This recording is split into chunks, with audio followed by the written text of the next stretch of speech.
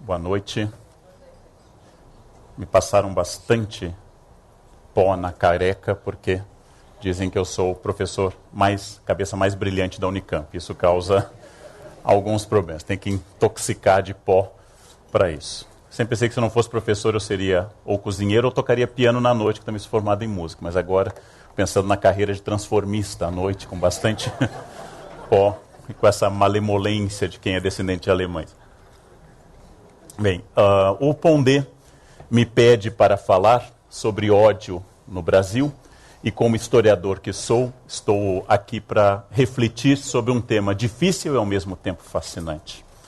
Eu respondi ao meu colega Pondé que iria falar sobre o ódio e falaria apenas do ponto de vista histórico, mas com algum recorte filosófico também. Para nós historiadores existe um debate da década de 30, a década no qual foram produzidos 3 grandes livros na história do Brasil. Um, Casa Grande Senzala, o outro Raiz do Brasil e o outro Caio Prado sobre economia brasileira, os 2 primeiros Gilberto Freire e Sérgio Buarque. E em 36, quando Sérgio Buarque lançou o seu Raízes do Brasil, Sérgio Buarque lançou em especial o capítulo 5, que deu um debate imediato com Cassiano Ricardo e vários outros, dizendo que nós brasileiros éramos homens cordiais.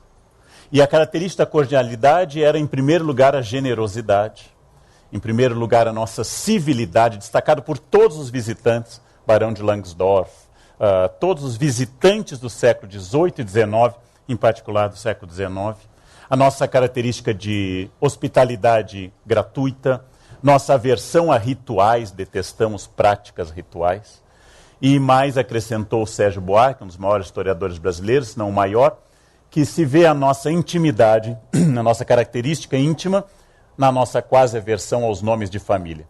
Ao contrário da Europa, onde eu posso estudar anos sem saber o primeiro nome de um professor, ou nos Estados Unidos, imediatamente as pessoas são chamadas pelo nome no Brasil. E cada vez mais em função da nossa modernidade. Em essência, diz ele, o Brasil é a terra do homem cordial e ele insiste cordis de coração do latim, ou seja, somos a terra do coração. Isto foi interpretado primeiro como uma leitura conservadora, negando a violência ou negando a nossa capacidade de manifestar sentimentos negativos de ódio, que vão do racismo até o ressentimento social. Essa característica foi debatida durante muito tempo e o Sérgio Buarque sempre diz que ele quer dizer que somos cordiais. Cordiais significa, em primeiro lugar, que nós agimos pelo coração, inclusive quando odiamos. Nós agimos pelo coração. O nosso ódio também é cordial. O nosso ódio age passionalmente, age pelo coração. Na verdade, essa discussão sempre parece refletida num dos grandes preconceitos da história do Brasil.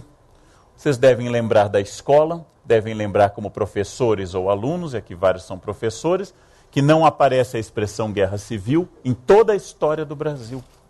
Nós não utilizamos a expressão guerra civil quando o Rio Grande do Sul, meu estado natal, se separa por 10 anos do Brasil. Não utilizamos guerra civil na cabanagem, não utilizamos guerra civil na sabinada, não utilizamos na balaiada, não utilizamos na Revolução de 32 de São Paulo. Todos esses movimentos são revoltas regenciais, movimentos constitucionalistas, são abriladas, são movimentos liberais. Nunca guerra civil. Guerra civil é coisa de argentino. Argentinos fazem guerra civil como antes de Rosas. Guerra civil é coisa da Colômbia e sua Guerra dos 1000 Dias. Guerra civil é coisa de gringo norte-americano, que entre 1861 e 65 levou à morte mais de 600 mil pessoas. Nós vivemos agitações, nunca guerra civil. Ora, se guerra civil é a guerra entre pessoas do mesmo país contra o mesmo país, nós temos vivido sistematicamente episódios de guerra civil, inclusive disfarçadas ou iminentes, como na campanha da legalidade, ou nas reações, ainda que fracas, ao golpe militar de 64. Vivemos sempre na linha da guerra civil. Vivemos com frequência a guerra civil. E há quem diga que, em vários sentidos, a periferia de grandes cidades é, de fato, uma guerra civil em curso. Uma guerra entre várias facções, ou pelo menos 2 facções. Mas evitar a palavra guerra civil quer dizer que exatamente nós evitamos a denominação da violência.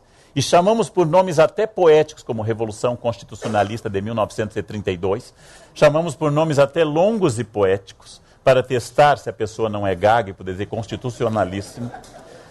Nós conseguimos, ao invés de dizer Guerra Civil de 32, nós conseguimos dizer apenas expressões eufemísticas, fazendo apenas uma maneira de atenuar o nosso horror estrutural a imaginar que nós sejamos violentos. Porque é uma característica do Brasil evitar tocar na violência. Se vocês supuserem que o trânsito brasileiro matou, segundo cálculos oficiais, nos últimos 8 anos, mais de 250 mil pessoas. E a guerra do Vietnã, ao longo de 12 anos, matou 58 mil norte-americanos. Mas a guerra do Vietnã é violenta, o trânsito não é. Se vocês imaginarem que nós matamos quase um Vietnã por ano nas ruas brasileiras, e ainda conseguimos fazer leis, como agora em São Paulo, dizendo que agora é crime e multa parar em cima da faixa, como se não fosse sempre assim. Como se fosse recente e fosse cassado na última semana nosso direito legítimo a atropelar pedestres por todo o país. Significa que nós temos uma resistência à ideia de violência. Violência de quem está dentro de um carro, violência de quem está num ônibus, violência de quem atravessa a rua, violência de motoqueiros, violência de pedestres. Violência de uns contra outros, quase encarnando uma das frases de Hobbes, que a situação humana é a guerra de todos contra todos. E, naturalmente, os mais fracos, pedestres e motoqueiros, sofrem mais. Naturalmente, esta violência, ela é estranha ao nosso universo, como se não fosse nossa. É uma característica nossa. Como vocês devem constatar, eu acho que ninguém vai discutir até aqui, nós temos uma certa animosidade ou uma certa resistência aos famosos ódios históricos. Aquele que os romanos e cartagineses, durante as guerras púnicas, narravam, na figura de Aníbal, herói da Segunda Guerra Púnica, mais importante, que levado pelo pai ao altar dos deuses na grande Cartago, na cidade semita e fenícia de Cartago, no norte da África, jurou diante do fogo dos deuses que não descansaria enquanto não destruísse Roma. Fazer uma criança jurar ódio tão cedo, e ódio eterno, e cumpri-lo. Aníbal atravessa os Alpes com elefantes, imagina o esforço, nos teleféricos, aqueles elefantes imensos, atravessando o passo, talvez, de São Bernardo ou São Gotardo. O esforço de Aníbal é o esforço nascido de um juramento feito a uma criança. E nós achamos sempre que as crianças são, naturalmente, e inclinados sempre ao mais profundo pacifismo. Quem diz isso jamais entrou numa sala de aula. Jamais acompanhou a profunda maldade que crianças e adolescentes têm uns com os outros. Não me refiro a casos trágicos e extremos em que uma criança atira na professora. Me refiro a casos gerais, essa é uma exceção ainda. Me refiro a casos gerais desta maldade que persegue permanentemente, que quando eu era criança era implicar com alguém, hoje é bullying. Não, hoje mudou de nome, hoje traumatiza. Na minha época não traumatizava, hoje é bullying. Estes ódios infantis, esta maldade de adolescentes, profunda, e de professores também, uns contra os outros, entre si como colegas e contra os alunos. A primeira constatação que eu faço até aqui, nesse início, como nosso leitmotiv, é que nós temos indicativos muito fortes e concretos de ódio de toda espécie, raciais, historicamente raciais. Temos ódios econômicos, sociais e políticos, latentes e às vezes que explodem em movimentos. Temos uma generalizada e paralela incapacidade de perceber o ódio em nós e uma capacidade profunda de notá-lo no outro. Se tivéssemos conosco, isso já é denunciado desde os grandes filósofos gregos até o Evangelho, se tivéssemos conosco o mesmo rigor que temos com os outros, o mundo seria outro. Mas também construímos paralelo a isso que há lugares sem males. Os livros didáticos, tanto a esquerda como a esquerda idealizando o futuro possível e a direita idealizando um passado improvável, um dizendo que antes tudo era melhor e outro dizendo que tudo pode ser perfeito se nós fizermos a revolução, tanto a esquerda e a direita nos prometem, em meio a profundos gestos de ódio e revolução, Que houve momentos ou haverá momentos que, se voltarmos a eles ou construirmos, serão momentos perfeitos como o mundo indígena. Quando falamos, dotados de um senso crítico, não de todo errado, que Cabral invadiu o que viria a ser a Bahia, é verdade. Mas nos esquecemos que aqueles índios ali haviam invadido aquela costa e devorado os povos sambaqui que ali moravam antes deles. É verdade que a presença portuguesa é de uma violência, de um genocídio impressionantes. Haja vista que a costa brasileira fica quase despovoada por completo em poucos anos. Mas não se deve construir em oposição a esta violência a ideia de que aqui habitavam indígenas que cantavam poemas árcades e andavam para lá e para cá também em felicidade absoluta. Esta é uma fantasia construída por Montaigne quando escreve seu ensaio sobre os canibais, ou seja, no seu livro de ensaios, que é o livro primeiro. Esta é uma fantasia construída por alguns pensadores contemporâneos e antropólogos, especialmente os não críticos. Ou a ideia de que o mundo rural é de uma absoluta tranquilidade, que o mundo rural é onde não ocorrem as violências da cidade grande, e assim por diante. Por que nós temos tal horror ao ódio, já que ele existe? Por que nós temos resistência a reconhecer que o ódio é onipresente e universal, tirando nossa família, nosso condomínio, como já identificado, e nossa cidade? Talvez pela nossa formação dominantemente cristã. Apesar da importante presença de outras religiões, o Brasil é dominantemente um país ainda cristão. E nós aprendemos no Sermão da Montanha, capítulos 5, 6 e 7 de Mateus, que são bem-aventurados os pacíficos. Aprendemos com Dante o quadro dos iracundos, os que odeiam, os dotados de ira, como um pecado capital. A ira é um pecado capital. A ira nos condena ao inferno. Os pacíficos herdarão o reino de Deus. A raiva desfigura as pessoas. Perdoar é absolutamente uma necessidade e um impositivo cristão, ainda que naturalmente seja uma utopia permanente. Poderia ser também ilustrado sempre pela imagem dominante no Brasil de um pensamento conservador. Já que ódio remete à revolução e agitação social, já que ódio remete a mundo de ponta cabeça, expressão de Christopher Hill, já que ódio remete a essas coisas, nós deveríamos então representar o Brasil como um quadro cor-de-rosa, como um quadro como aquele que tantas vezes se acusa Gilberto Freire, às vezes injustamente, às vezes com justiça, de um país muito harmônico. Uma das características do pensamento crítico é ter destacado sempre a profunda violência da existência humana. E do pensamento conservador foi ter destacado a linearidade pacificadora desta sociedade construída desta forma. Ora, se é fácil entender por que é que nós evitamos falar no ódio, e porque temos horror a falar no ódio, se temos horror inclusive a falar nas coisas mais elementares destas raivas, difícil entender porque ele permanece, porque é uma sociedade marcada por tanta dissensão. É possível pensar num sentido mais amplo a resposta clássica e bastante linear que eu vou dar, perdoem-me os filósofos, dos três grandes pensadores que tentaram definir natureza humana. Hobbes, a partir da obra O Leviatã, como o estado da guerra de todos contra todos. Somos naturalmente violentos. Não nos matamos porque há repressão e poderes maiores. Somos naturalmente voltados à violência. Já, por exemplo, Rousseau, que vai estabelecer que somos absolutamente inclinados à bondade, à tranquilidade e à vida pacífica. Mas aprendemos a mentir, a roubar e a matar em função da sociedade que nos corrompe. E por fim, todos os empíricos, especialmente os empíricos como Locke, que vão dizer que nascemos tábula rasa, folha de papel em branco, e aquilo que vai ser escrito na nossa personalidade depende exclusivamente das nossas experiências. Entre os que naturalmente defendem uma natureza malvada e inclinada ao ódio, entre os que defendem uma natureza pacífica e os que defendem uma natureza neutra que se inclina ao ódio e ao pacifismo, de acordo com a experiência, os filósofos debateram durante muitos anos se haveria esta natureza humana. Na verdade, o ódio, como bem perceberam os nazistas, apesar de todas as suas limitações, da sua violência estrutural, que o ódio é o elemento mais fácil para unir um grupo.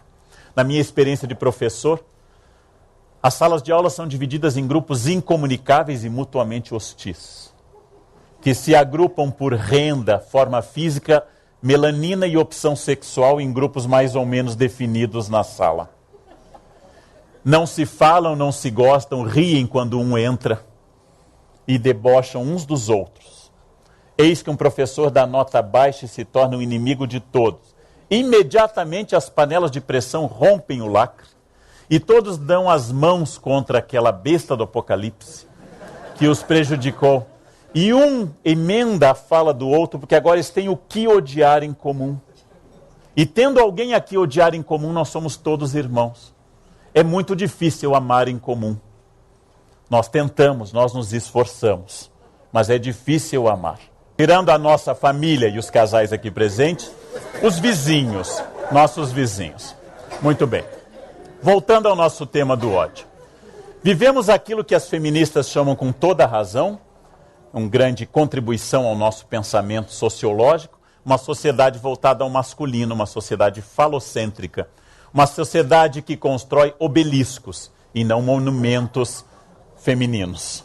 Uma sociedade que pensa Deus pelo masculino. Uma sociedade que denomina como positivos todos os animais masculinos de vida sexual intensa.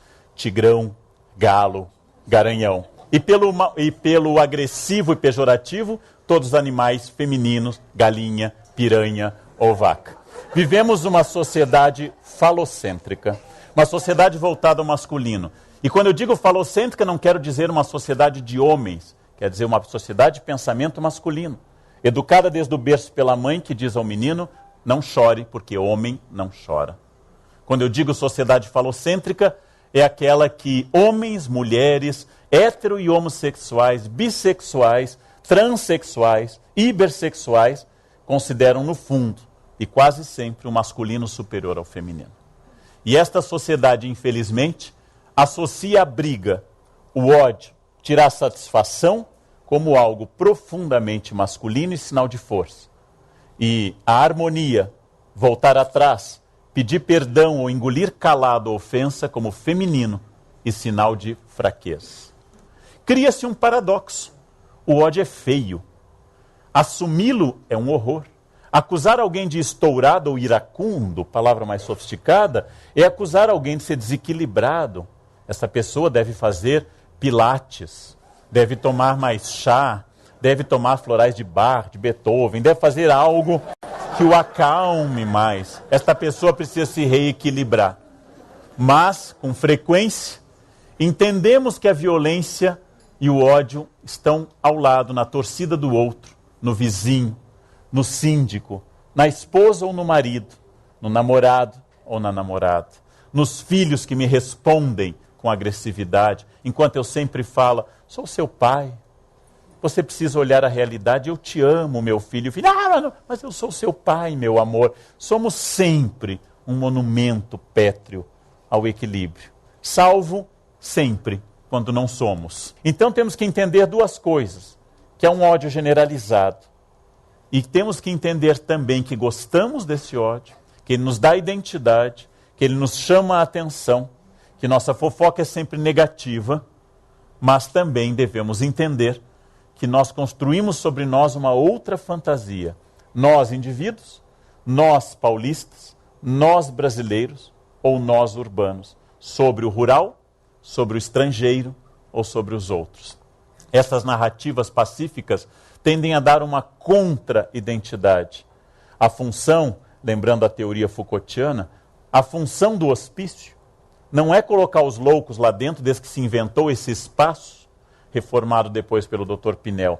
A função do hospício é garantir que os que estão fora não são loucos.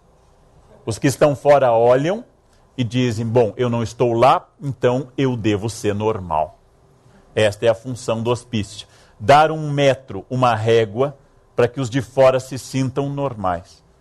Quando o genial Machado de Assis brinca com esse critério no Alienista, ele vai dizer, passado por um exame rigoroso, todos, com exceção dos presentes aqui, os que nos assistem em casa, seriam internados num hospício. Por algum motivo seriam internados num hospício. Temos um discurso de horror ao pretenso ódio externo, seja ele xiita no Irã, seja ele de fundamentalistas de toda a espécie, seja de terrorista, seja do que for, nós temos um horror ao ódio externo. Chegamos a fechar os olhos em cenas violentas nos filmes e manifestar imediatamente nossa restrição a esse ódio. Mas criamos categorias novas no mundo contemporâneo. Ao invés dos crimes famélicos, os crimes tradicionais para obter comida, como era a regra, nós temos hoje crime de status e de tecnologia. Eu roubo seu iPod, seu iPad, porque sua conexão é mais rápida do que a minha. Eu posso tolerar tudo, menos que a sua conexão seja mais rápida do que a minha, menos que você consiga baixar vídeos mais rapidamente do que eu. Os saques em Londres mostraram uma novidade agora no mês de agosto.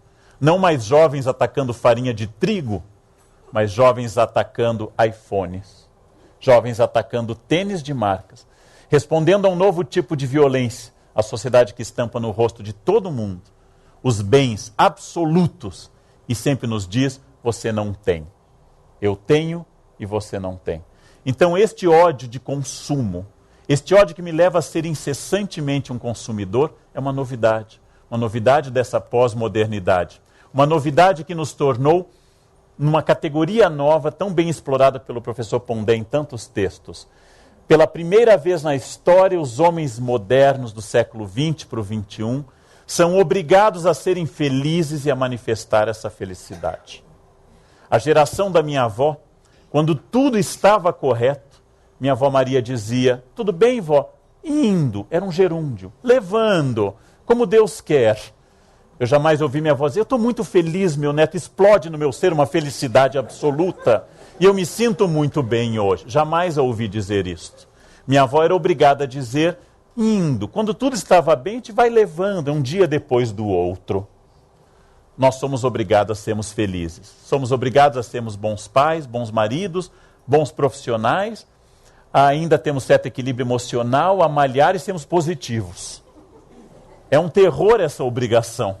Não temos mais direito ao mau humor, é preciso tratá-lo. Não temos mais direito à melancolia, é coisa de Lars von Trier, ser melancólico, é coisa de gente desequilibrada, mal resolvida. Não temos mais direito à infelicidade, porque a infelicidade não passa mais em testes de empresa. Não sei se os senhores sabem, que ao ser entrevistado eu sou obrigado a ser feliz, profundamente feliz. Se eu disser, por que o senhor está saindo daquela empresa? Porque eu odeio aquele lugar, eu não entrarei. Porque eu quero novos desafios. E eu sinto que nessa empresa eu posso produzir mais ainda do que a outra. Narre um defeito seu, caro entrevistado. Eu não consigo chegar atrasado, é um defeito.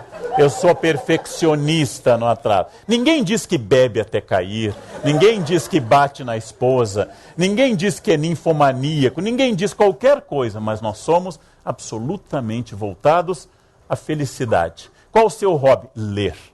Nossa, como eu adoro ler. Que livros? A Ilíada. Gente, como é bom ler a Ilíada. Tenho lido a Odisseia, mas é um pouco fraca comparada com a Ilíada, né? A Divina Comédia, para ter assunto com as outras pessoas também. Não há ninguém que assuma ler as coisas mais babacas do mercado editorial, que são as mais consumidas. Não há ninguém que escute a música fácil. Não há ninguém que opte. O que você fez no final de semana? Dormir. Todo final de semana. Todos aproveitaram para malhar, para ler, para pôr os e-mails em dia. Depois foram a um bom museu. Tem uma exposição no Tomiotaki que está maravilhosa. Todos somos obrigados permanentemente a um sucesso. É aquilo que o Pondé chama com toda razão da nova hipocrisia contemporânea. Ao invés de não dizer mais o que sentimos, como é a hipocrisia clássica farisaica, nós não somos mais o que somos. Somos felizes. Até porque ninguém aguenta. Inclusive porque hoje, se eu for triste, melancólico ou odiar, todos sabem eu vou ter câncer. O câncer só atinge as pessoas tristes. As alegres morrem com 300 anos. Passam dos 500 ou são imortais, são Highlanders. As que têm melancolia têm tumores. Não importa mais a origem de qualquer tumor, é o ódio. Por que fulano tem este câncer? Ele guardou muito ódio no coração. E provocou. As pessoas perguntam isso. Não, o que vai no seu coração? Eu costumo responder, 2 aurículos, 2 ventrículos, uma aorta. sangue arterial, sangue venoso. Nos tornamos obrigatoriamente felizes, até porque existe uma novidade, que nós temos hoje ódio ao ódio, apesar de ele nos seduzir. Haja vista que contra o ódio, a depressão e a tristeza, nós somos a primeira civilização que inventou produtos químicos. Se você não tem vontade sexual com essa pessoa, hoje há uma enorme quantidade de auxiliares, muletas, que reproduzem quimicamente o velho lema de Che Guevara, hay que endurecer, pero sin perder la ternura jamás.